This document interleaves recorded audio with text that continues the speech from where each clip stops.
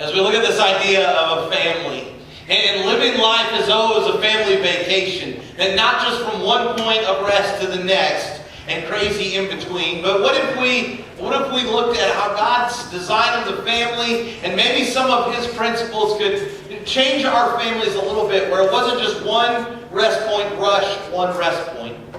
And what if our families looked a little bit different? Week 1, we started with this idea of where it's not just truth when there's mistakes, but there's also grace. And that truth is necessary, but grace brings healing. And grace brings healing for the family. And a lot of times families are broken by mistakes, but they're healed by grace. And with that as our foundation, then last week we talked about the family, and that we can't expect what we do not cultivate. We can't expect what we do not cultivate. In other words, we can't expect good marriages if we don't cultivate good marriages. We can't expect healthy families and kids who love Jesus if we don't cultivate that in them.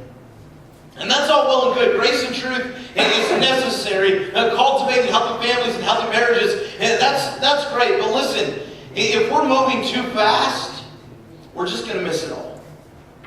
If our schedules, if we're moving too fast, then we're going to miss the grace and truth. But we're going to miss the moments to cultivate healthy families and healthy marriages. If we're moving too fast, we're just going to miss it. Let's pray. Father, I'm so thankful for today. I'm thankful for your church, our time that we have right now to come together and to laugh and to learn. God, just to enjoy being together with one another, but also to learn from you. And I pray that that happens right now. Father, I pray that as we encounter your word, God, that your Spirit would change us, would challenge us. Father, I pray that as we look at examples from a whole bunch of years ago, God, I pray that it will be alive in us today.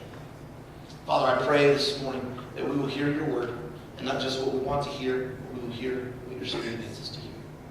I love you. It's in your name we pray. Amen. There are 3 distinct types of people in American culture. There are feather pillow people, there are fluff pillow people, and there are flat pillow people. Okay? There are feather pillow people, where you sink your head into the side of a rock and it molds around your face. Okay? And there are fluff pillow people, okay? Much like this, where it's kind of a relaxing cushion as you lay your head down on it. And then there are the paper plate, flat pillow type people. Okay? And 3 distinct, none of them are better than the other, but how many feather pillow people do we have in the room?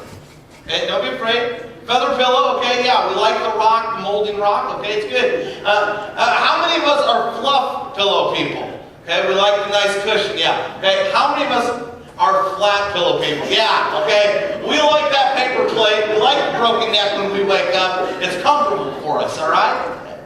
Listen, there are lots of different people, but there are only 3 types of pillows, okay? And then there's this new gel stuff, and that's for the birds. But anyway, you're feather, you're fluff, or you're flat. Okay, and the pillow that we have oftentimes can determine the rest that we get, correct?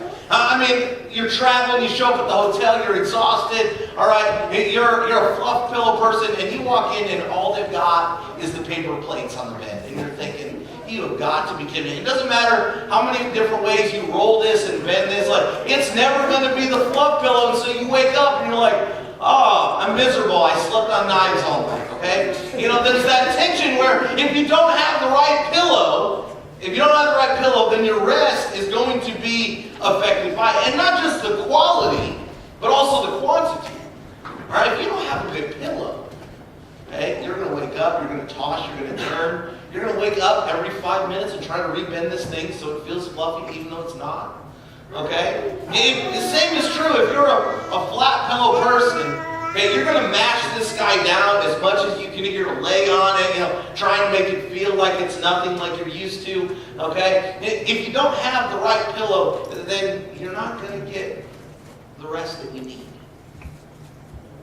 You're not going to have the rest that you need. I remember growing up, when we would go over to my grandparents' house, my grandma, she would always be right at the door to greet us, holler for us to come in. And we'd come in, and she was always right there to greet us and say hello and tell us how excited she was that we were there. Grandpa never greeted us at the door. And Grandpa loved us and everything like that, but most of the time we'd walk in the kitchen, we'd talk to Grandma for a few minutes, and then she said, well, you guys can go on in the house. And so we would turn the corner, and around the corner was the living room, and that's normally where Grandpa was. And he had this weird colored flower print chair that it was Grandpa's chair, and he loved it. Okay, and we would most of the time turn the corner, and we were greeted by Grandpa like this. Right? And that's how, I mean, most of the time when you went in, that's how Grandpa greeted us. All right? I remember after family meals, we would get done and we'd leave the table, and me and my sister and my cousin, we'd start counting how quickly Grandpa could fall asleep. I mean, it was incredible. And now that my dad is Grandpa, it seems as though that trait is being passed down. And I've been accused of it even a few times, but we're not going to talk about that right now. Okay? But how fast Grandpa could fall asleep. When I was a freshman in college, it was after my freshman year. I packed my room up. I was headed back to New York for the summer. I put some of my stuff in storage, and I brought the things that I needed home with me. I had been up, it felt like all week long. It was finals week. I pulled several all-nighters. I pretended to study for, a long time, so I was tired. I was worn out. And what the plan was is I was riding with a friend. Up to Indianapolis. And then from there, my parents were going to drive down from New York because we had good friends that lived in Indianapolis. Well, our friends, Randy and Karen, they have this room in their house. I call it the dungeon room. Okay? And it's way back in their basement. Okay? And there are no windows in it. Okay? There's no clock in it. You go into the dungeon room, okay, and you lose, it's like space travel, okay? You just lose all sense of time. You don't know whether the sun is up or down or anything like that. And so I get there, it was about 9 o'clock that night, and I went to bed at around 11. My parents were driving the next day to come and get me. Next thing I know, I go to bed about 11 o'clock and lay there, and I'm just absolutely exhausted. I fall asleep. The next thing I remember is a knock on the door. It was Randy. And he says, "Matthew, you awake?" And I kind of came to it. I said, Yeah, I'm awake. Because I think the next question he had was, "Are you dead?" Okay? And I said, "Yeah. What time is it?" He goes, "I was just coming down to check on you because it's 2 in the afternoon." I was like, "Oh, I slept 11 minutes. Ooh, wow, that's a new personal best." All right, you can judge me. I slept till 2 in the afternoon. It's all right. Jesus loves me. I don't care. I just lost all track of time. It was dark. It was quiet. They had no kids there to bother me. And I just slept and slept and slept. And the next line is, "Your parents are about 45 minutes away." I was like, "Okay, well, I'll get up and take a shower because it's 2 in the afternoon now." It was rest, and it felt awesome, and I don't regret it. All right? It was great. It was great. I was worn out. You see, rest is something that is needed. It's something that's healthy. If we just stayed up all the time, eventually we collapse. God made us to need rest. If I were to hold these 2 pillows back up again, one of them is more fluffy, healthier looking pillow, even if it's your preference. Which of these pillows represents the rest that your family gets? Which of these pillows represents the health of your family because of the rest that it gets? Is your family filled with joy, energetic? Are they worn out, tired? Are they always looking for, are you and your family always looking for an exciting opportunity, or you just looking to sit down every once in a while? See, rest is not something that our bodies are designed for sometimes. God talked about rest a few times. Last week we talked about the 10 Commandments and how they displayed the characters and the qualities of God. And one of them says this, Exodus chapter 20, verse 8 through 11 says, "Remember the Sabbath day by keeping it holy. 6 days you shall labor and do all your work. But the 7th day is a Sabbath to the Lord your God. On it you shall not do any work, neither you nor your son or daughter, nor male or female servant, nor your animals, nor any foreigner residing in your towns. For in 6 days the Lord made the heavens and the earth, the sea, and all that is in them. But he rested on the seventh day. Therefore the Lord blessed the Sabbath day and made it holy. Sabbath, meaning day of rest. A day of rest. And I'm afraid that some of us, a lot of us, we read this as a suggestion and not a commandment. Where God says, hey, if you happen to have time in your schedule, you should take a break a little bit. Only if it works in, though. I mean, I understand that you're a busy person, you got lots of places to go, and so if you could work it into your schedule, then it would be a good suggestion for you. No! God commands it. It's not a suggestion of, hey, if you have time. It's a commandment. Bluntly, God is saying, hey, sit down, shut up, and pay attention. And we're not going to get there if we don't. Rest. Rest. It's not a suggestion. Well, Matt, I mean, you don't know what my schedule looks like. You don't know how it plays. All right, fine. Let's just see how it plays out. If you brought a Bible, go ahead and open up to Exodus chapter 16. Exodus chapter 16. We're going to meet the Israelites, which are God's people, and they're in the middle of the desert. Moses is leading them. They don't know where they're going. They don't know how long it's going to take to get there. They're trusting God to get them there. In Exodus chapter 16, but we're going to pick up in verse 30. And because, believe it or not, the Israelites are complaining. They're really good at that. They're complaining about food. They're complaining about water. They're complaining at the skies. Well, they're complaining about anything that they can think of to complain about. But right here, they're complaining about being hungry. And so God provides them food. Moses says to God, God, I'm not sure what to do here. Once again, God comes through, provides for his people, and quail and manna fall from heaven each day. And they're given instructions as to what to do with it. And manna was a type of bread. And we're going to pick up in verse 13. It says this. That evening, quail came and covered the camp. In the morning, there was a layer of dew around the camp. When the dew was gone, thin flakes like frost on the ground disappeared on the desert floor. Or appeared on the desert floor. When the Israelites saw it, they said to each other, what is it? For they did not know what it was. Moses said to them, it is the bread the Lord has given you to eat. This is what the Lord commanded. Everyone is to gather as much as they need. Take an omer, which is about 3 to 6 pounds. Take an omer for each person you have in your tent. The Israelites did as they were told. Some gathered much and some little. And when they measured it by omer, the one who gathered much did not have too much, and the one who gathered little did not have too little. Everyone had gathered just as much as they needed. Then Moses said to them, no one is to keep any of it until morning.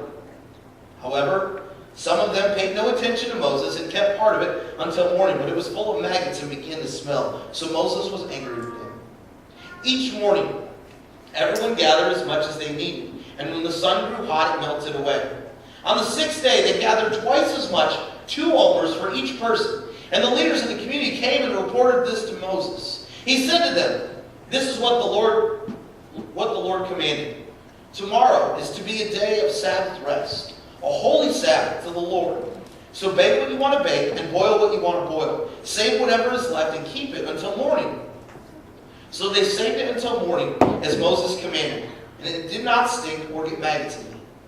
Eat it today, Moses said, because today is a Sabbath to the Lord. You will not find any of it on the ground today. 6 days you are to gather, but on the 7th day, the Sabbath, there will not be any. Nevertheless, some of the people went out on the 7th day to gather, but they found none. Then the Lord said to Moses, how long will you refuse to keep my commands and my instructions? Bear in mind that the Lord had given the Sabbath. That is why, on the 6th day, he gives you bread for 2 days. Everyone is to stay where they are on the 7th day. No one is to go out. So the people rested on the 7th day. You see, each day God provided for the family. Each day God provided for the family what they needed. Each tent had enough to eat. If they only ate a little bit, there was enough little bit for everyone. If they ate a lot, there was enough a lot for everyone. Each day God provided exactly what was needed for the family. And then at night, it would be gone. They'd get rid of it. Each morning they would wake up and they would repeat this process for 6 days. But on the 6th day it says, hey, get double the portion. collect twice as much, and get it all ready to go. Because on the seventh day, you're going to rest. It's holy. Word holy means set apart, which means this day is different than all of the other days. This day, you are to sit still. This day, you are to rest. That was the seventh day. You see, for the Israelites, this is a foreign concept. Because for years, they've been in slavery in Egypt. Egypt operated on a 10-day schedule, a 10-day cycle. And so, they would work just all the time. All the time. They'd go work for 10 days, they'd start all over again because they were slaves. They were just used to working constantly. They would get fed enough to keep working. They would just continue this process. And now all of a sudden, God brings something new to the table, and He says, hey, I only want you to work 6 days. And I want you to take a break. And not only do I want you to take a break, this day is different. It needs to look different. Because it's a day of rest. You see, God doesn't suggest rest. He commands rest. He builds it into His schedule. I mean, God built rest into the very creation of what we're a part of. Created for 6 days, the seventh day He rested. You see, it's part of the character of who God is, that rest is a necessary part. The seventh day, we do nothing. We sit still. See, the truth of this morning is this. You can't find rest when all you do is run. You can't find rest when all you do is run. When I tried out for the freshman baseball team, when I was in 8th grade, you had to pass this certain type of physical where you had to run so far and do so many sit-ups and push-ups and everything like that. And I was fine for all that until we got to the running part. I've never classified myself as a runner. I don't really ever intend on being classified as a runner. But I had to run 1.5 miles under a certain time limit. I couldn't do it. I couldn't do it. I could not run fast enough because I would get tired. I would get worn out. I would lose my breath. And so what would I have to do when you're running? Okay, for those of you who do run, okay, if you lose your breath, what do you have to do to catch your breath? You have to stop. You have to walk. You have to slow down. Okay, if I said, hey, in order to catch your breath, you need to run faster. Would that make any sense at all? No. But that's what we do in life. That's what we do with our families. In order to catch up, we need to go further. We need to run faster. But you cannot rest when all you do is run. You see, someplace along the way, we bought into this lie that busy is better. That busy is better. If we do more, then we're better off. The problem with that is we have hijacked God's command for rest. And our families are paying the price for it. See, I'm afraid. I'm afraid that as we face this tension, and as we face this conflict, really, in culture today where we have to always go, it becomes harder and harder for us to be still and rest. I mean, it was a conflict for the early Israelites. I mean, there's still, even though they got double portion, there's still a couple of clowns that say, you know what, I'm going to get ahead on this.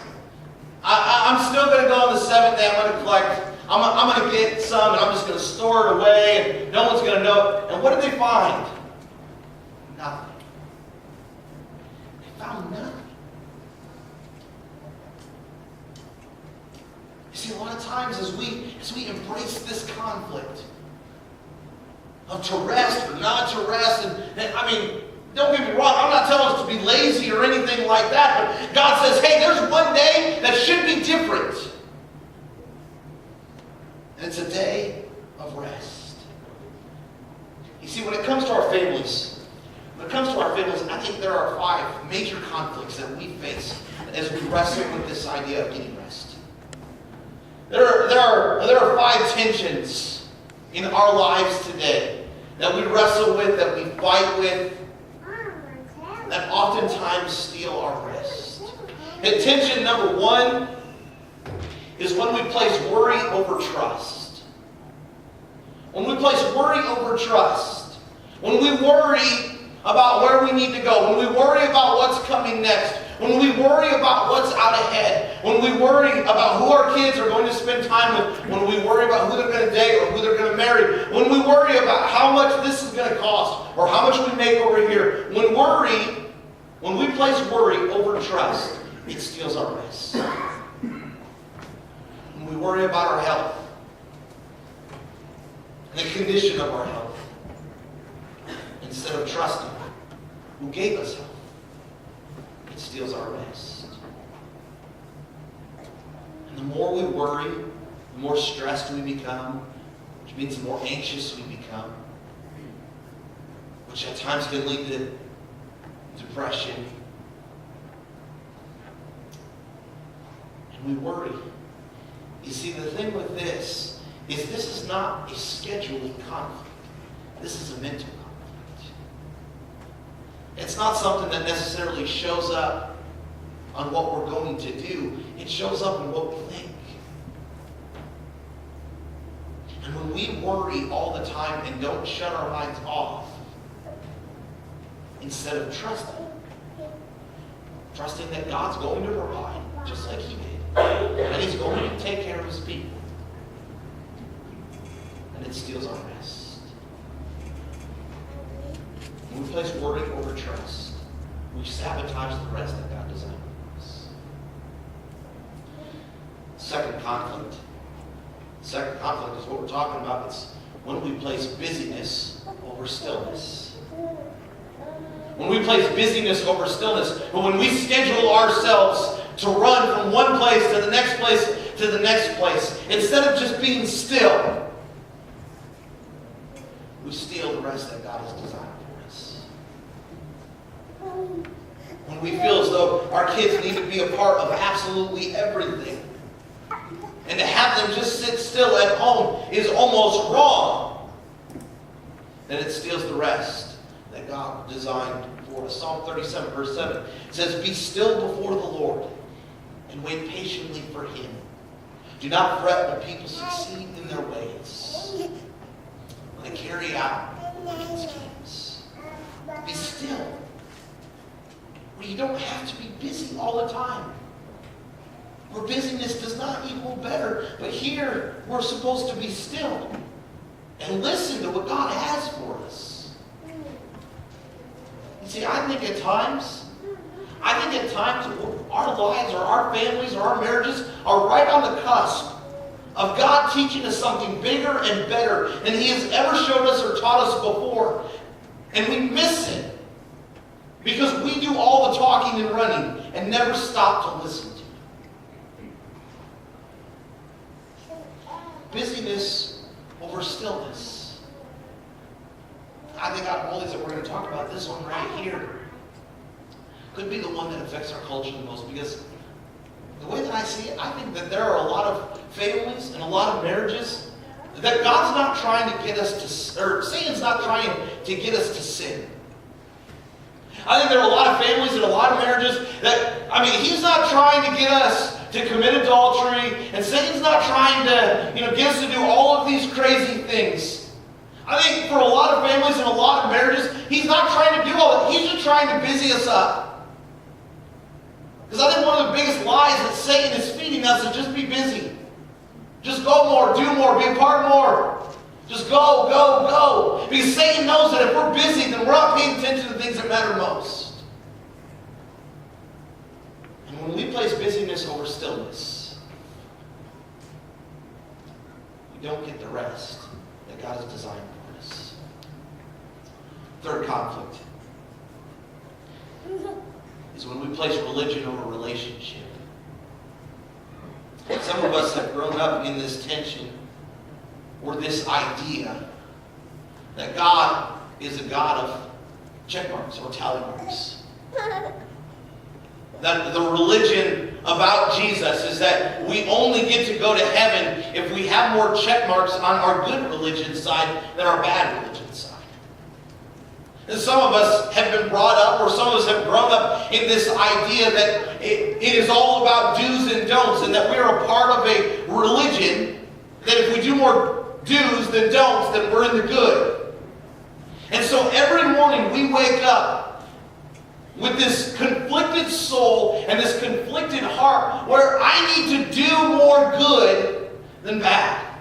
And so every decision we make and every thought that we have, we put a check mark, and it wears us out. It absolutely wears us out. Where we need to follow all the rules of religion. And meanwhile, Jesus is saying, hey, I'm giving you grace. And I don't hold a check mark board. I hold a cross. And I want a relationship with you. I've forgiven you.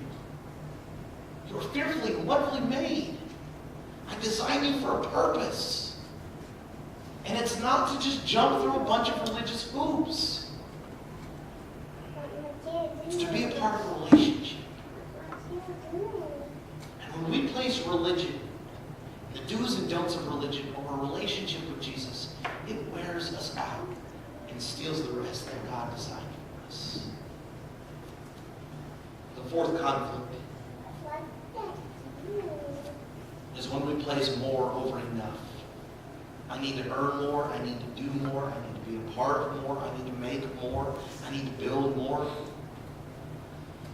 Instead of, God has blessed me with enough. Men in the room, I think this is one of the biggest tensions that we face as providers for our family, as leaders for our family.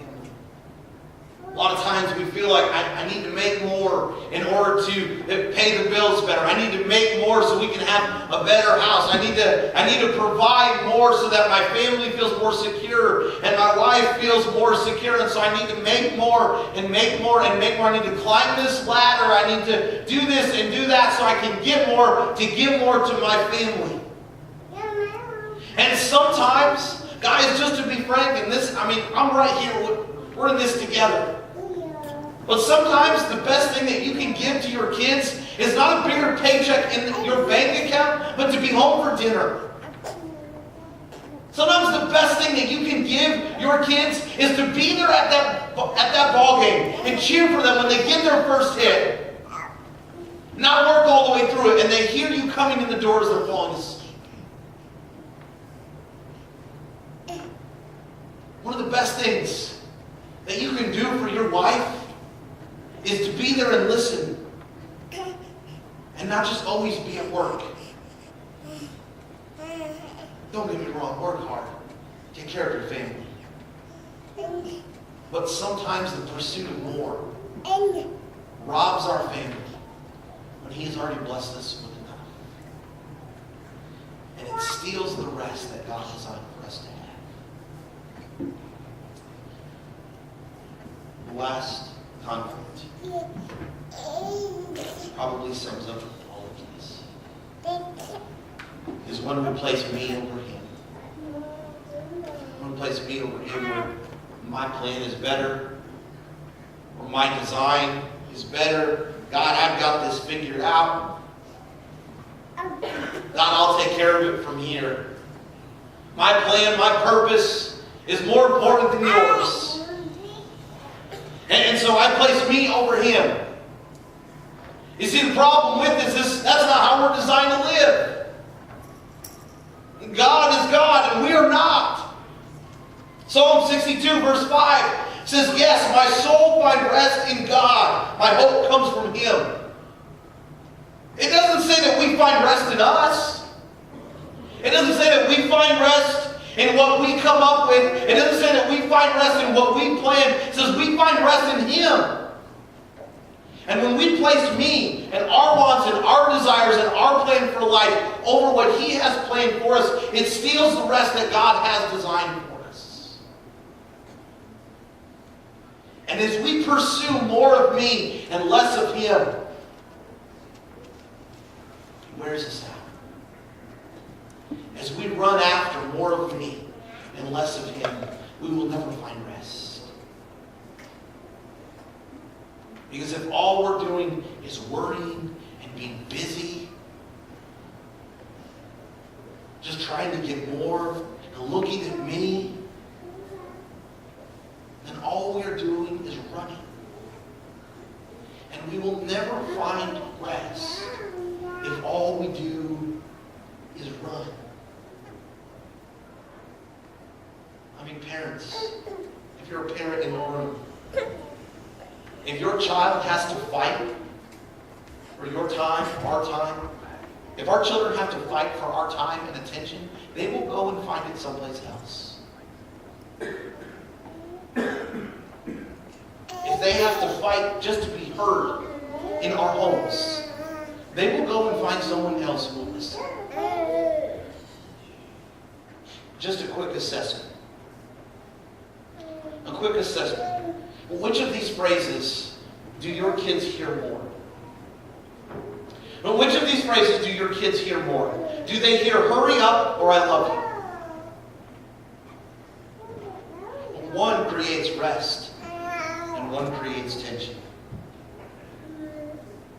Second, do they hear get in the car or let me tell you a story? You see, one can create rest and one can create tension. Number three, do they hear, I'll see you later? Or do they hear, you're incredible, and let me tell you why. Because one can create rest, and one can create tension. Finally, number four. Do they hear, we gotta go, or let's hang out? Because one can create rest, and one can create tension. And I'm going to go as far to say, if our children in our homes are more used to hearing, hurry up, get in the car, I'll see you later, and we got to go, more than I love you, let me tell you a story, you're incredible, and let's hang out, then we are raising our children to avoid the command of rest in our homes. And we are sabotaging them of the rest that God designed. See, we can never find rest if all we do is run. Friday night at church camp growing up was always a special time. Because Friday night at church camp in the boys' dorm was the night of the epic pillow fight. The annual pillow fight where testosterone was at its highest level for middle school and high school boys. It was as though everyone became your enemy, you had no friends, and it was an all-out assault on everybody else in the dorm. I brought a weapon every year. I brought a feather pillow. And every year I would cram this feather pillow all the way down in the bottom of the pillowcase. And then I'd take the pillowcase and I would twist it. And this doesn't do justice because it was like a rock sitting in the bottom of the pillowcase. All right, and I would catch all kinds of flack. I still catch flack for the pillow that I brought to church camp for the pillow fights. All right, and it was a round-robin thing, so you fought other guys, and then eventually you work your way down to determine the champion. All right, and I remember every year, hey, first couple rounds, you'd walk up, and no offense to anybody in the room, you'd walk up and you'd see the guys, the flat pillow guys, and you're like, oh, I'm going to get beat with a paper plate. Okay. All right, and so I would stand there and I'd have my pillow over my shoulder, and then I've never been small, all right, and they'd say go, and these guys would start hitting me, all right, and I would stand there with my weapon of choice, all right, and I would take it a couple times, and then, all right, with one swift swing, I would take this assault pillow, and I would just chop their legs off, all right, and how you determine the winner was whoever fell first, that's who lost. All right, and so, Paul Bunyan style, I'm just chopping trees, okay? Taking out knees, destroying kids, all right? And it's bringing me great joy. I'm not going to lie. Right? I loved every minute of it. Watching As an 8th grader watching that 6th grade kid that annoyed you all week in the dorms, just taking out his ankles and watching him hit the wooden floor, all right? I still love Jesus, but that was funny, all right? I'm not going to lie. All right? And I would take this pillow, I just mow people down. I just mow them down. It was great. It was great. And then after it was done, I would take that pillow, and I'd fluff it back out. I go and I put it on my bunk, and I use it to go to sleep. And I would fight with the very instrument that was designed to bring you rest. There are a lot of families, not just in our church. And there are a lot of marriages and a lot of individuals. As God sent His Son to this world to bring rest to this religion conflict, this running constantly, where Jesus introduces grace. There are a lot of us and a lot of our families and a lot of marriages that we fight with Jesus as the very instrument who was given to give us rest. And we tell Jesus, no, I'm going to do it my way. And I'm not going to turn my life over to you. And I'm not going to trust you. Because my plan's better. And then we find out that it's not. And then we blame God. Meanwhile, we just keep running. We just keep running. And in some of our families, it's as though we're in a foot race with Jesus. Saying, I'm going to beat you. I'm going to win. Meanwhile, Jesus just knows at some point you're going to have to stop and catch your breath. And I will be there to love you. See, we will never find rest if all we do is run. If we just ship our families from one place to the next, we'll never find rest. And we sabotage the command of God for the convenience of ourselves. We will never find rest if all we do is run. This morning, in our families, where do we need to practice Sabbath? In our marriages, where do we need to practice rest?